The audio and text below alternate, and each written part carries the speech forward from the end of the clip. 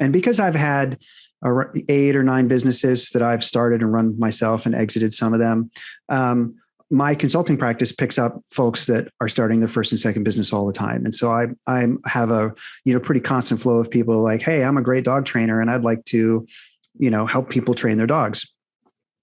And sadly, this market is full of people offering very quick results.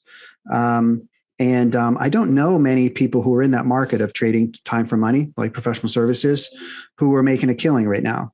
There are very established agencies or very established consultants who will always do well. But the folks who've, quote unquote, got rich in the last couple of years are not offering advice that's useful to the new entrants. And so that market is really suffering right now from credibility. I worry. I worry about the people in that situation, right? Because I think there are lots of opportunities for people to build businesses, but if you have an expectation of a really quick return, that just sets you up for failure. And maybe that's the biggest reason why people are failing, is they're just not building it like a business, with an expectation of, hey, I'm going to invest, know, like, and understand something for 6 months, a year, 18 months, 2 years, and then it's going to be profitable. And people, if they're not making money right out of the gate, they just think it's a failure, and that's sad. Well, I just think too, on top of that, you mentioned it, but everybody's sprinting to become rich, where I don't care who you look at or what you study in history, wealth is a marathon. And so is life. Life is a marathon. If you try to sprint your way through life, you miss all the fun stuff. If you spread if you believe, go ahead. Sorry, I cut you off. If you believe fundamentally that business is the opportunity to provide value, then you have to ask yourself the question that if you are a clerk at a grocery store, if you're a UPS driver, how much value could you possibly offer in 90 days to anyone that would return $1 million? Not much. Right. And so if you see someone on Instagram or Facebook, or if you hear it in a standing next to somebody in line somewhere that they made $1 million in 90 days, I think the normal expectation, you just have to assume they're lucky. That's not replicatable in the long term. And as long as you're going in with that mindset, I think you can protect yourself from all kinds of risky propositions. I agree with that. And when I see all this stuff of everybody exiting the workforce, it makes sense. There's so much money in the system right now. I mean, they printed 5.1 trillion, over 8 trillion since 2008. Yeah. That money all made it in the capital markets. It's sitting on the balance sheet of the Fed, but now the Fed's going to start selling it off. Yeah. 95 billion a month. What do you think that's going to be like? It's going to be like a vacuum cleaner attaching itself to Wall Street and to the banking system and sucking all the money back out. You might feel rich today. Tomorrow, you're going to feel poor because of things that are not in your control. So one of the other things too is leaving your job. Great. If you're chasing something, like, and understand, people are always asking me, like, well, how do I know what I should do? And I always tell them, I said, do something you would do if you didn't get paid to do it because you love it. That's what you do. Yeah. But then when people do that, unfortunately, they create another job for themselves, because there's a lot of people that think they're entrepreneurs, but really they're just, they create an environment where they're just creating another job for themselves. Yeah. And they don't create freedom like you have. Yeah. Can we go back in time? Because we're talking now about, choices I've made in the last couple of years and mistakes or successes I've had. But I think at the beginning, the way I did it was a real obstacle course for me. And I hope that your listeners might learn something from it, because I was in big business. I was a corporate bureaucrat like a lot of my friends were. And so I went to them, institutional investors or, finance heads. And I said, hey, I'm looking for a business. I don't have a great idea. Like I haven't invented anything. I can't take my division public. Like there's no kind of easy way for me to off ramp here. I'd like to start a small business. What do you think? And their questions were all about what's your exit? What kind of internal rate of return are you looking for? You do have a sense for what your return on committed capital is going to be. And I'm like, whoa, stop. This is not the world I live in, guys. Like, I appreciate that you're an institutional investor and you're looking at 13, 14, 15 opportunities at all times. And you're, comparing them versus those metrics. I'm just a guy who wants one business because I know I have the work ethic and I have some skills and judgment that will allow me to be successful if I have one business. And if I work hard, I might find one opportunity, one. Not 100. Comparing them against each other is kind of irrelevant. My rate of return is almost irrelevant. Give me a shot. And this goes back to your point of do something you enjoy. Do something where you can bring actual value to the customer. And many people can succeed in that environment. right? As long as you have the proper fundamental business knowledge, and as long as you have a reasonable expectation for timeline, and you need capital and some other things.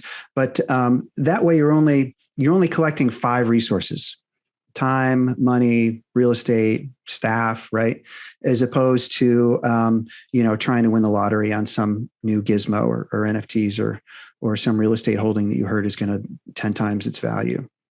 Yeah, that's all over the social media stuff. This, that, and the other thing. It's all going to make you rich quick. Yeah. Yeah. So in the end, what I ended up doing, because I didn't have a good idea, I combed the markets for businesses to buy. I probably looked at 100 businesses, and I really evaluated, like due diligence, a half dozen or so. I ended up buying the franchise rights to open a small business when it was someone else's idea. It wasn't even mine, right? And it's a non-sexy way to start. But I knew I was going to be fine because of my work ethic and because I had 15 years of work history already. And so I just went and opened up a business using someone else's franchise license. And I worked hard at it. Now, a year later, to your point, I was working just as many hours, and I had just as many anxieties as when I was in the corporate environment, and I was making a little less money. So it sounds like life sucked, right? But it didn't. Like, I knew that it was my inchstone. I knew that this was one step towards something, and all I had to do then was separate myself from daily operations so that I could start to duplicate and replicate. And that was the ingredient that allowed me to go from a hardworking person who was making a living to a wealthy person in freedom and or money. Right. Sometimes I was wealthy in freedom, and sometimes I was wealthy in money. Luckily, over 20 years, I was able to collect both. But I don't think it's a reasonable expectation to have both with your first or second business. I love that. And I think there's a lot of golden nuggets there if you all picked it up. I mean, when you start a business or anything in life, it's really a counterbalance. I mean, you're either going to have time freedom, or you're going to counterbalance the other way, and you're going to have lots of money. But eventually you will find more of a balance in the middle over time when you start learning how to operate a business. And I think, like you said, you might be very good at something. You might love to do it. You might be the hardest working son of a pup out there.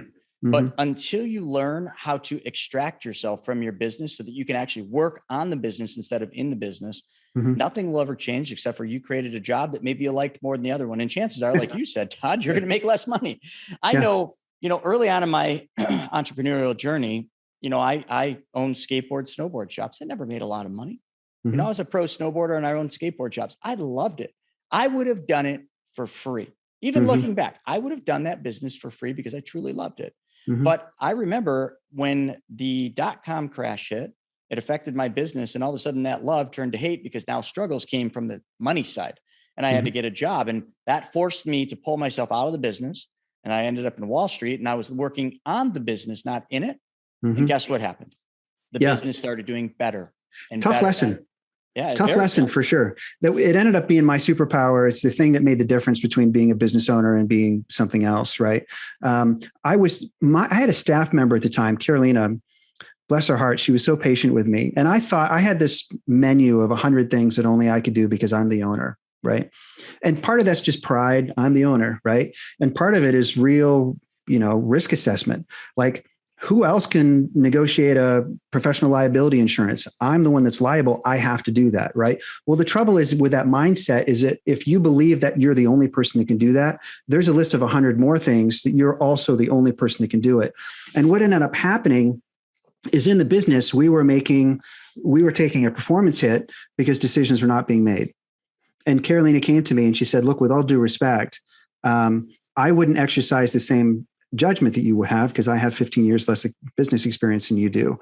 However, some of these decisions by not being made are causing us a crisis internally. And that costs you money, and it costs you customers. It may cost you, key staff, or it might affect your relationship with a landlord. Let me help, right? Let's find some way of delegating. And so over the next 2 or 3 years, we developed a system. We had 4 or 5 steps, like every good system does, where we really systematized it. And the system ended up working so well for us that when I started moving on and starting new businesses, there was some point where she was running 4 of the businesses for me. And she was using that system to train and mentor general managers for each of the small businesses by delegating for real, delegating with trust and delegating with patience and having a exit strategy and redundancies and, all the things that we'd built into it that allowed me to open an alternate business, open up an ancillary business, renegotiate my contract with a franchisor or a landlord. Those are all things that no one else in my business really could do. And those things could all double or triple the size of my business. Yeah, I think one of the cool things is the way we started this podcast. I just beat everybody over the head saying it's going to be boring. You didn't do anything sexy. But here's some accolades that I want to just point out. Todd's got 30 plus years of business experience. Right now, he's managing 4 businesses remotely, keyword remotely, and largely because of what he just said, systems and processes, and also learning how to work on a business, not in it.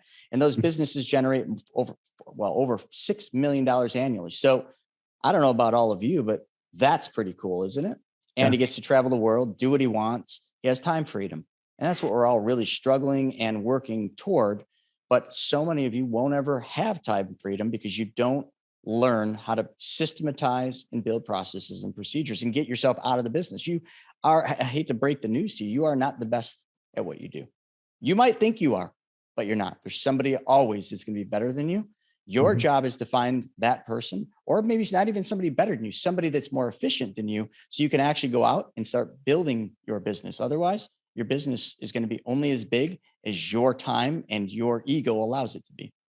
There's something you said that it would be fun to dig into a little bit, and that there is someone who can do it better than you. And it's not for all the reasons you think. Like the fact that sometimes a key vendor or a key prospect or a key business owner, seller, somebody would need to reach me and they couldn't get a hold of me because I was too busy doing things. Right.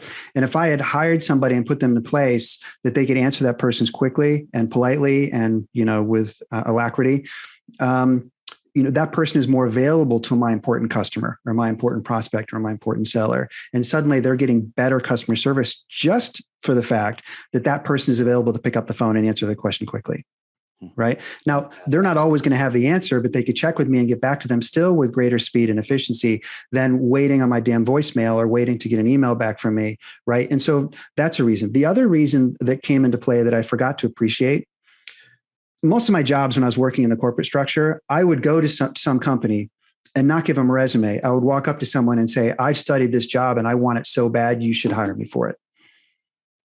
I want this job more than the people who are already in the position. It's a little of a stretch for me, and that's part of what makes it fun. But I promise you, a year and 2 years from now, I'll be a mentor to your best people in this job. And that worked for me 3 or 4 times in a row. And I got amazing jobs and I killed it because I thought they were lovely. I thought they were sexy. I thought they were fun. It was a little more money than I'd made before, and that made it exciting for me. And if you reverse that and think about that for the people on your staff, right? There's somebody that really wants to manage a skateboard store. That is the pinnacle of what they could possibly do with their life. And they're so excited about doing it that they could be better at it than you would be. They can't wait to go to the pub and say, yeah, I don't have the inventory I want at my store. Right. And they start using that, personal language to describe the store that you own. And that's not an offense to you. That's not an insult to you. That is a compliment in the very biggest way. Right. And so those are only 2, right? But those are 2 good reasons why someone could be better at something, even if you have more experience, or even if you were the founder, or even if you were a professional snowboarder. Right. So those are maybe different ways of looking at it than people